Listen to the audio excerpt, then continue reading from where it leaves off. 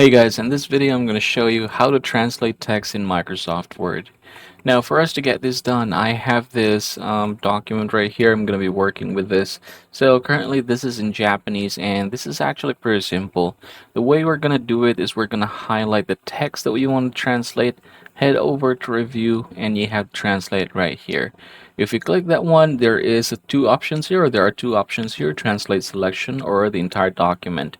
So we're gonna go ahead and choose selection for now, and the translator is gonna appear here at the right side, and you can see that now it's trying to understand what language is being translated.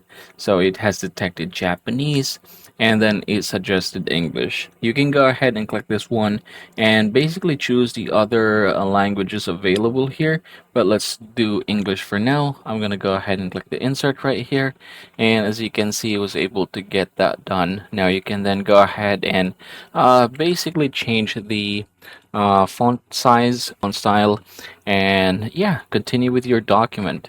And that, everybody, is how you're going to translate from one language to another here in Microsoft Word.